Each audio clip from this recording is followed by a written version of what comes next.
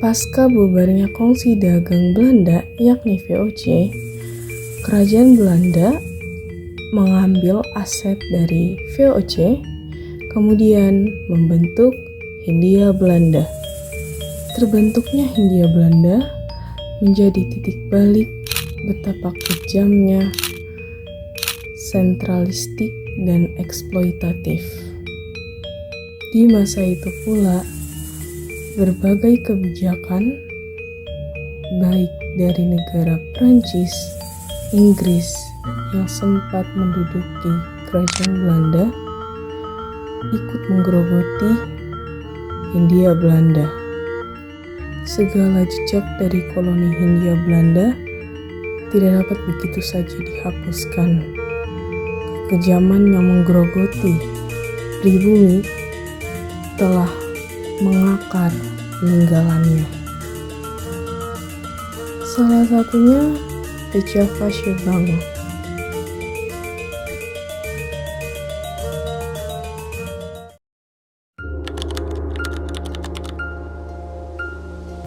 Pada awal abad ke-19, Hindia Belanda bukan hanya wilayah jajahan. Ia adalah pusat ekonomi yang menopang kerajaan Belanda. Tanah subur Nusantara, rempah-rempah, dan perdagangan internasional menjadikannya wilayah yang sangat strategis. Namun, ekonomi kolonial pada saat itu kacau. Inflasi tinggi, perdagangan tidak stabil, dan pemerintah kolonial membutuhkan kontrol yang lebih kuat atas sirkulasi uang. Dan disinilah awal cerita The Java Shebang dimulai. Sebuah lembaga yang kelak mengatur denyut ekonomi di seluruh Hindia Belanda.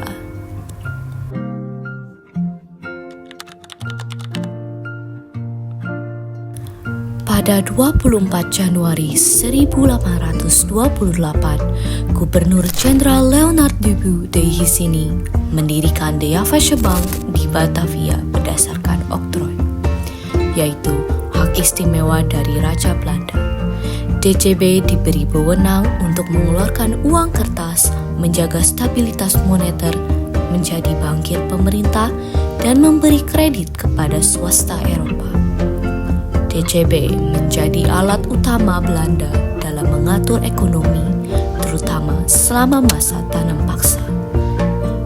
DJB bukan bank milik rakyat, ia adalah alat kekuasaan yang mengatur perdagangan, pajak, dan keuntungan kolonial.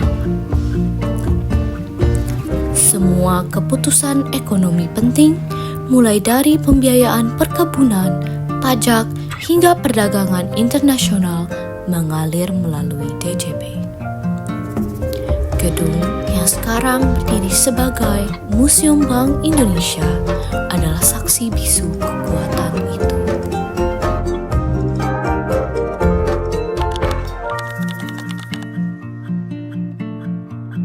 Dinding-dindingnya dilapisi keramik hijau khas yang langsung diimpor dari Belanda. Ruang rapat ini memiliki langit-langit tinggi dan jendela-jendela kaca patri yang indah, masing-masing melambangkan komoditas primadona Hindia Belanda kala itu, seperti sagu, nila, kapas, gula, pisang, coklat, dan juga kopi. Bangunan ini didesain dengan gaya neoklasik yang memiliki beberapa karakteristik khas, seperti garis-garis yang bersih, elegan, dan rapi. Setiap sudutnya dibuat simetris, kolom-kolom yang berdiri berirama, fasad jendela yang teratur, serta kehadiran dormer sebagai elemen tambahan. Tak hanya itu, nilai filosofis kaca patri hadir melalui figur Dewa Hermes, yakni dewa perdagangan sebagai pelindung utama. Terdapat pula simbol 3 kota penting, yakni Batavia, Surabaya, dan Semarang sebagai pusat awal perbankan, dan elemen-elemen perdagangan maritim Belanda seperti kapal Cornelis de Houtman yang melambangkan perpaduan nilai ekonomi, sejarah kolonial, dan fungsi awal bank sebagai pilar perdagangan di Hindia Belanda.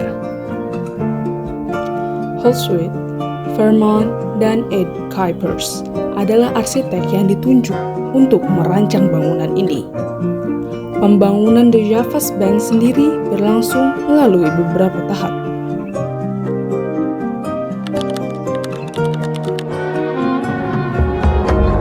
DJB membawa perubahan besar di Hindia Belanda. Bank ini menstandardisasi atau menggulden, menjaga stabilitas ekonomi, mendorong berkembangnya bank swasta Eropa, dan memperkuat kontrol Belanda atas aliran kekayaan dari Nusantara. Nasionalisasi ialah akhir dari The Javasche Bank. Pada 1953, namanya resmi berubah menjadi Bank Indonesia. DJB tidak tutup karena bangkrut. Ia digantikan sebagaimana simbol kekuasaan ekonomi kini berada di tangan bangsa Indonesia yang sepenuhnya bebas dari koloni. Kini, gedung tersebut dikenal sebagai Museum Bank Indonesia, tempat kisah panjang ekonomi kolonial dengan jejak yang dipelajari dan direnungkan kembali.